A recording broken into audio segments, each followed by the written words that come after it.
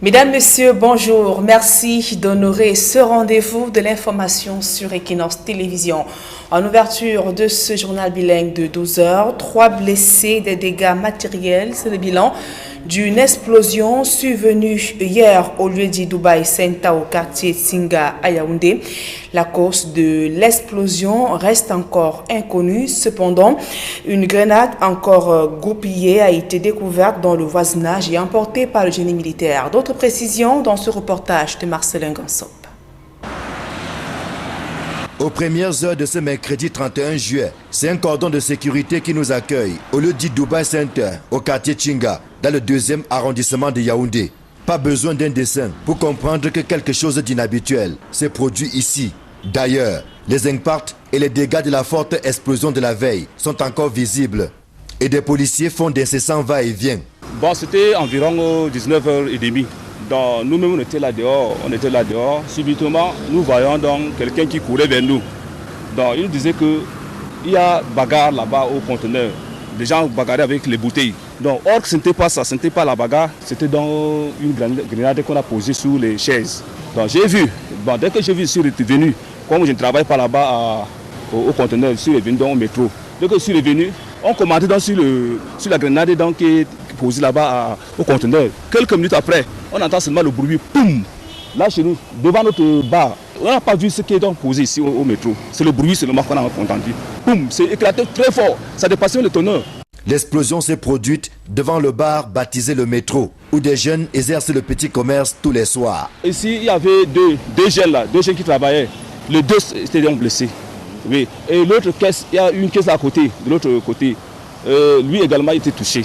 Au total, il y a eu 3 blessés. Bon, la première table vendait donc les brochettes et celui-ci le shawarma.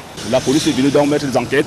La gendarmerie, en tout cas presque tous les corps confondus étaient là. Vite, on nous a demandé de fermer le bar. Fermer le bar, immédiatement on a fermé le bar. C'est à une vingtaine de mètres du métro et à la limite du Snack Bar Dubai VIP que la grenade a été découverte, sous une table où des gens prenaient du bon temps. Tout le monde était inquiet et n'importe qui prenait la fuite. Après, la police est arrivée et lui-même, il avait peur de voir. Il restait aussi à distance et il observait. Et quand il observe, maintenant, il commence à faire reculer les gens pour mesures de sécurité. Voilà, les génies militaires aussi, tous les corps, ils arrivent aussi, ils ciblent la zone. Et maintenant, ils ont dit qu'on attend d'abord ceux qui sont spécialisés pour la grenade, pour observer et détecter vraiment si c'était ça. Et ils sont venus, ils ont vu que c'était la grenade et ils ont porté et ils sont partis avec. Joint au téléphone, le sous-préfet de Yaoundé 2 parle d'un incident dont l'origine reste à déterminer. Lorsque nous quittions les lieux, les 3 établissements concernés par le drame étaient encore fermés. Certainement pour permettre aux enquêteurs de percer le mystère de cette explosion qui continue à animer les débats dans les chaumières, avec une pluie d'interrogations sur l'origine de la grenade et le but visé par celui qui l'a posé à cet endroit. Finalement, il y a eu plus de peur que de mal. L'explosion de la veille n'a donc fait que 3 blessés, des blessés pris en charge en ce moment dans une formation hospitalière de la capitale. L'enquête qui a été ouverte permettra certainement d'en savoir davantage sur cet incident qui a créé une panique générale ici au lieu-dit Dubai Tsinga à Yaoundé. Élisée Borba, Marcelin Gansop, Equinox Télévision. Et sur place à Douala, le mystère qui entoure la disparition d'un jeune homme au lieu-dit Kokoti à Bonabéry, dans le 4e arrondissement de la capitale économique Douala, laisse sans voix les habitants. D'abord aperçu couché sur la route, sa dépouille va finalement être retrouvée quelques heures plus tard, gisant dans une mare de sang devant un commerce. Le reportage de Robert Moukoubé et Xavier Fouca. Sous une pluie fine, regard hagard, les habitants du lieu-dit Kokoti à Bonabéry, dans le 4e arrondissement de Douala, n'en reviennent pas. Un corps gît devant ce lieu de commerce. Moi, j'étais couché là aux alentours de 22h hier. On m'appelle que t'as chancé, c'est un petit du quartier qui m'a réveillé au lit. T'as chancé. Il y a quelqu'un devant toi qui a fait l'épilepsie, devant ton comptoir, qui a fait l'épilepsie. Il dit, mais l'épilepsie, comment lui dit? Et que ça aussi, tu viens voir. Dès que le soir arrive, on me dit qu'il est décédé. Le malheureux qui n'a pas encore été identifié aurait été aperçu la veille par des passants et des badauds. Quand on l'a trouvé aux environs de 20h30, 21h, il était normalement couché comme s'il dormait, il avait enlevé son tico, il a fait son oreille avec. Il dormait, il transpirait là comme s'il avait fait quelque chose. Il appelle le voisin vient garer sa voiture, il appelle, il y a quelqu'un qui est couché, tu le remarques, il m'a dit non. Moi je me suis tourné sur parti, il y avait 2 gars et 2 filles là. Et par contre, ça, 2 gars et 2 filles qui m'ont interpellé pour me dire que tu vois le gars, il dit non. C'est le matin maintenant que la voisine là, c'est ma voisine. Il me rappelle le matin, il me dit ceci. Qu'il y a un gars qui est couché devant mon compteur, il dit que hey, il est comment, il explique, on vient monter, il dit que non, j'ai vu le gars là, il est couché là en route.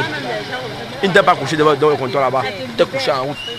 Avant ça, où est la moto, il était couché où est la moto là.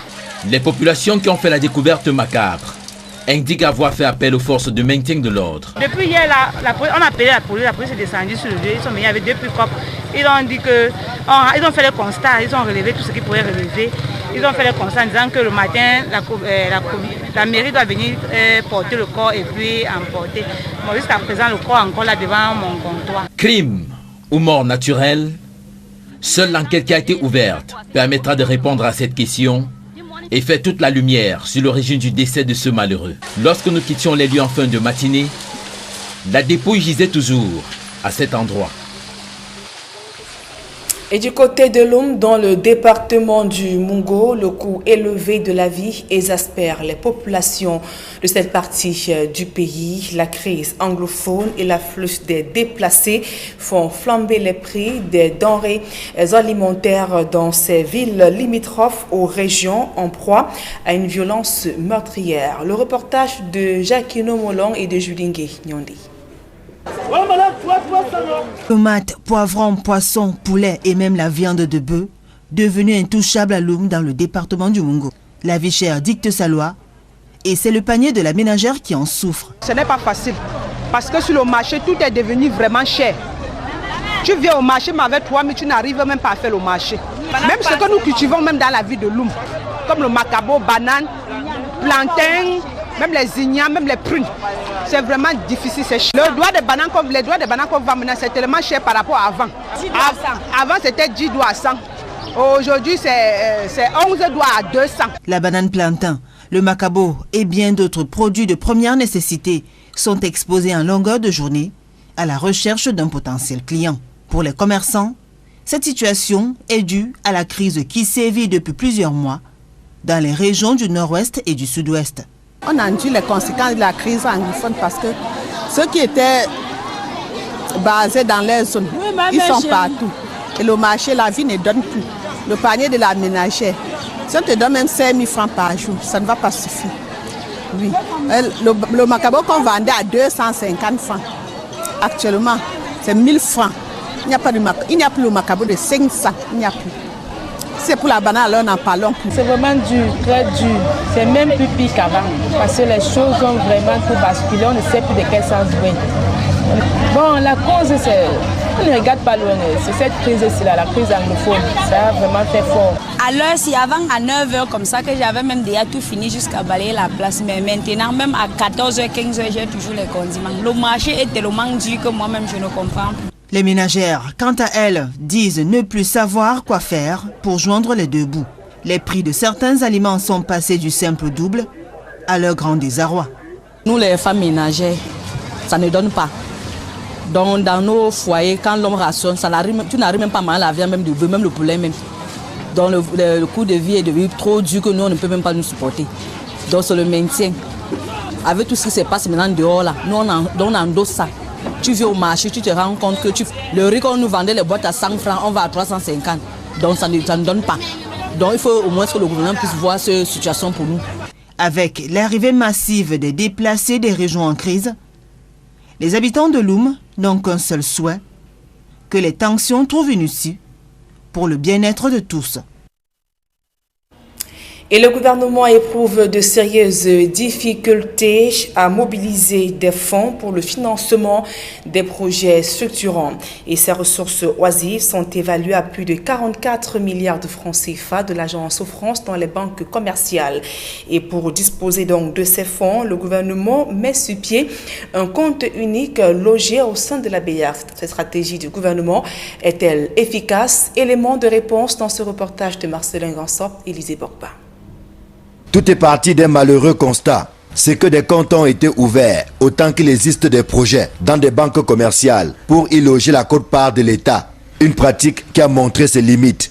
Si l'on peut se réjouir que cette approche a permis l'exécution de nombreux projets en garantissant la disponibilité des fonds, il convient de relever qu'une étude récente menée en 2017 par le ministère de l'Économie et la Caisse autonome d'amortissement a permis de recenser plus de 400 comptes ouverts dans les banques commerciales pour les fonds de contrepartie, avec un solde oisif de plus de 44 milliards de francs CFA. Ces soldes oisifs résultent entre autres des projets clôturés, des projets non matures, de la faible capacité d'absorption ou de coordination de certains projets.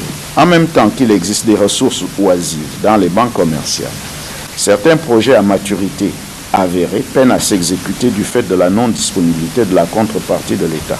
La dissémination des fonds de contrepartie dans les banques commerciales a non seulement un coût pour la gestion de la trésorerie, mais constitue un frein à l'exécution des projets dont les délais de réalisation sont généralement longs.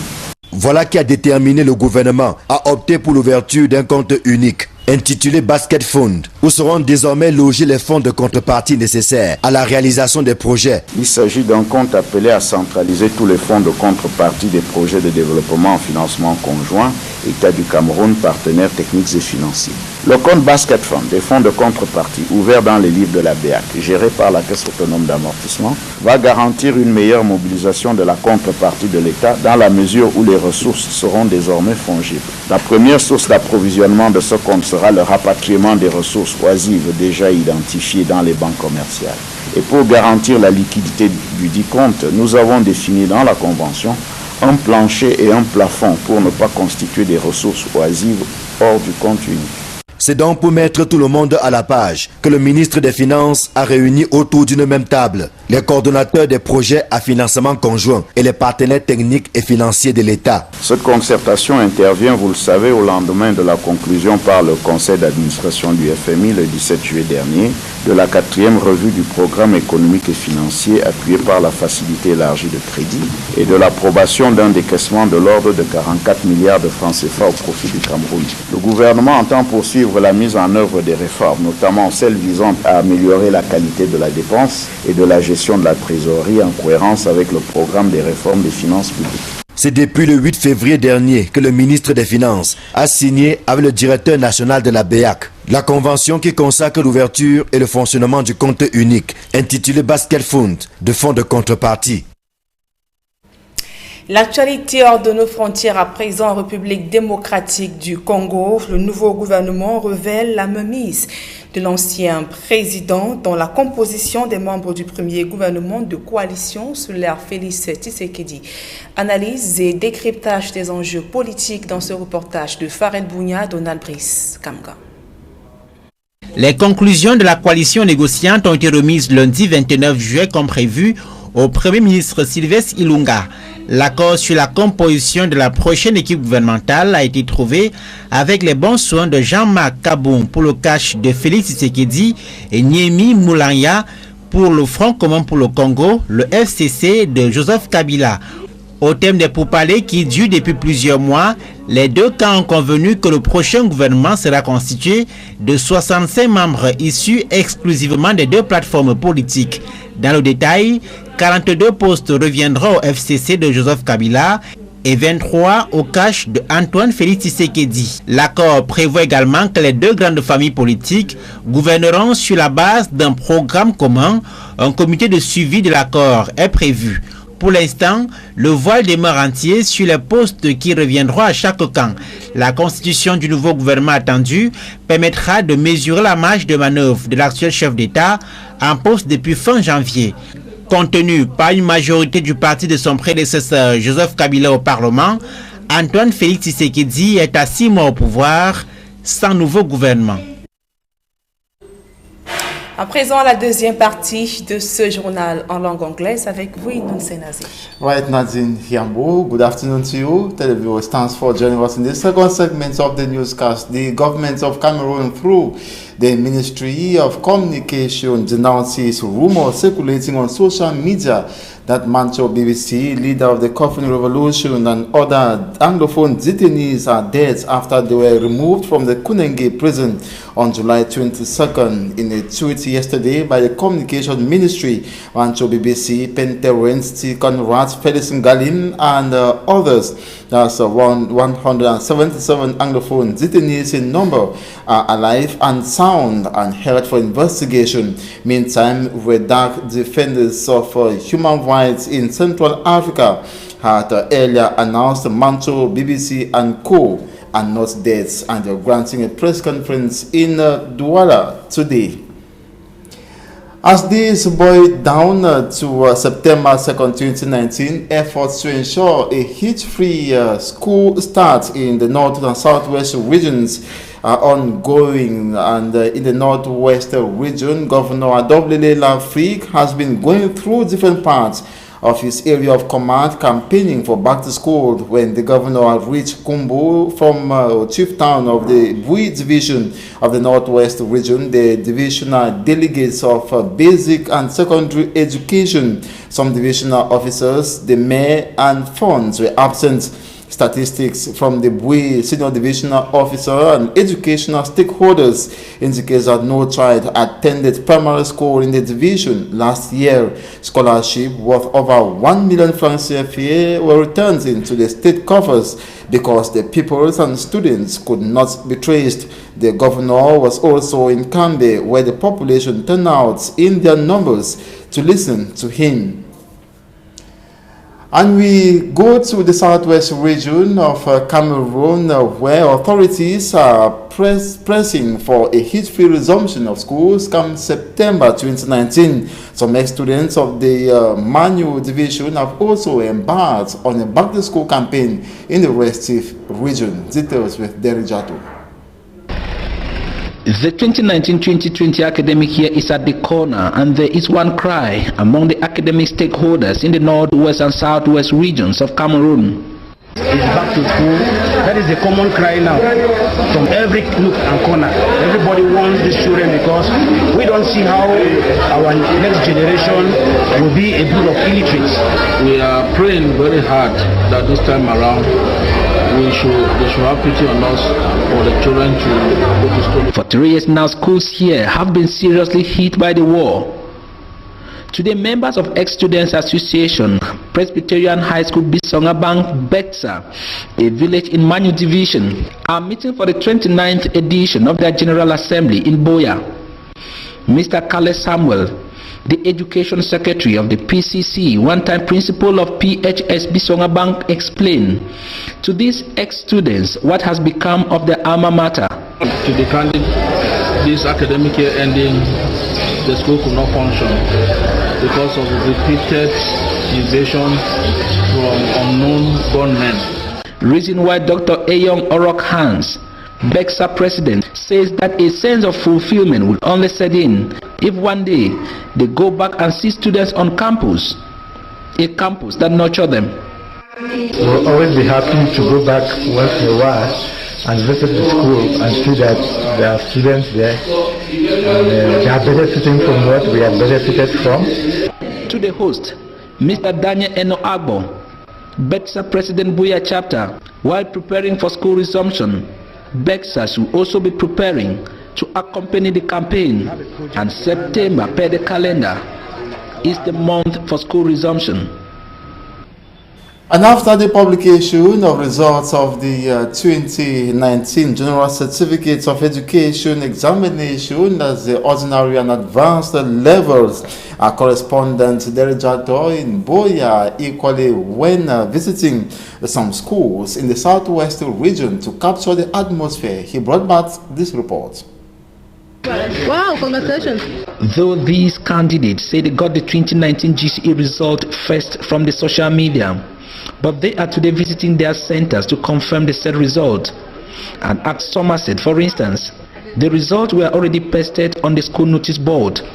And Mr. Wendim Rudolph, principal of the said institution, told Equinos Television that even the result slips are already available on the campus. Means as of now, we have already received the slips for the students. It's something worth commendable as an administrator of a school. At Government Technical High School Moleko Boya, the senior discipline master, Mr. Nchumbeng Festus, says his school is once again very busy with the release of the 2019 technical GCE result, the school this morning was very buoyant. And we met one of his successful candidates. I would the GCE technical that only have done and I'm one of the successful candidates. His identity is not revealed here for obvious reasons, but he is happy, though regretting that some of his friends that were supposed to write the said exams were chased by the war out of Buea. The other one were happy, the other one were not happy in the same way. I feel sad for them. Holiday classes going on, application files for admission being received. Was the picture of Bilingual Grammar School Moleko Buea. The results were good. I want to thank all my members of staff for the effort put together. You know the circumstances under which we worked. As they prepare for the new academic year, with them, we are back to school campaign messages. I'm here because I went to school, and I believe that there will be some of us when they go to school.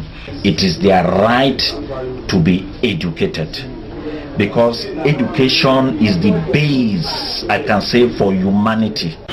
Critics say it is with hope and courage that these academic stakeholders wait for September.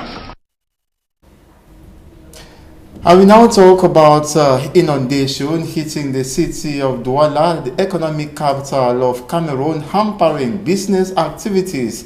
Recently, it is in Bonaberi where the roads were inundated, markets as well inundated, hindering the business persons from going about their activities hitch-free. We have details with Hemini Luga. Rai Market, or Marché de Rai as it is popularly known in French, in Bonaberi, Douala 4 subdivision. We are on the west entryway into the city of Douala.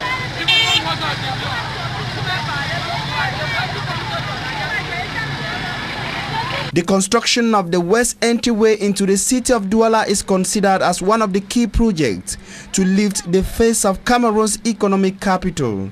But the work, even before its official reception, is already marred by a series of irregularities. Since the construction company left, we have been suffering here at Rai Bonaberi.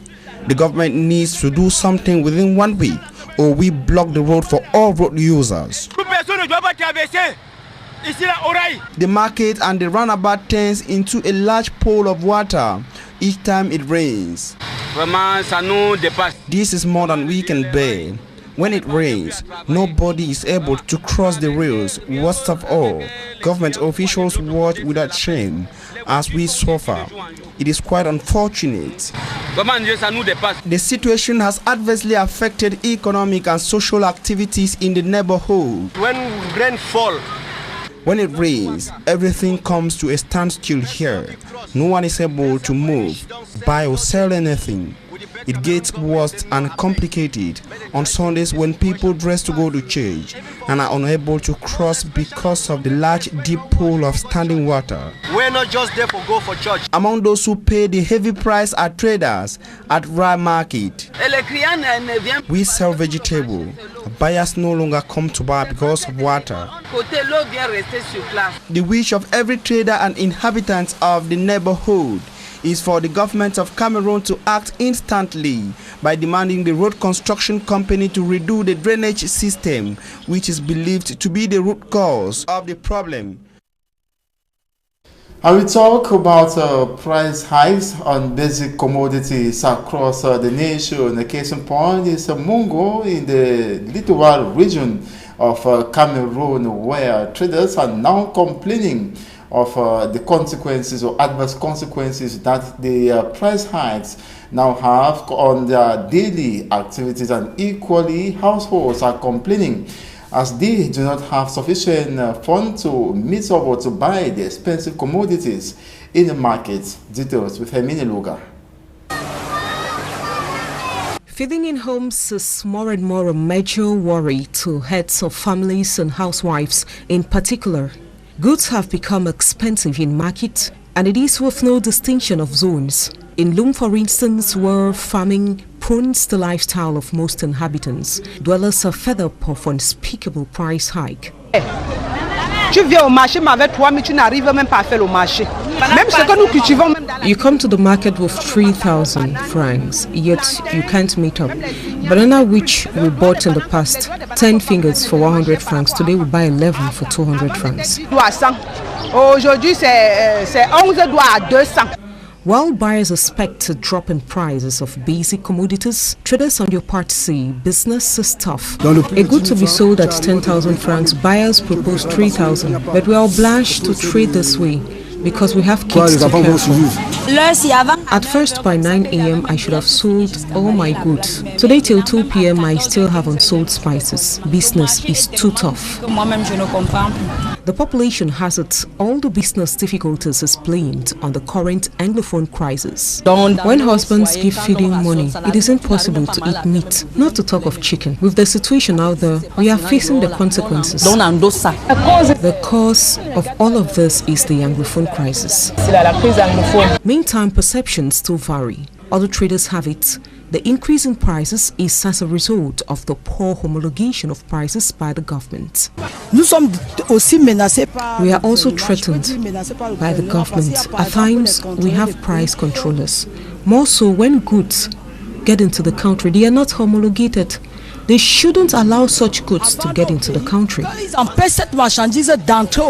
People are more and more fed up. It's a fact of the situation on the ground. The said Anglophone crisis remains a nightmare to Cameroonians who find it difficult to feed off the country's natural yields. And that's it for this 12 p.m. bilingual newscast on Equinox Television. Thanks so much for watching. Another is at 4 p.m. Do join us then. Nathan Yambo, on se revoit à 16h. Exactement, Innocent Nazé. Le prochain rendez-vous, c'est à 16h. Mesdames et messieurs, merci pour votre aimable attention et passez d'agréables moments en compagnie de nos programmes qui se poursuivent.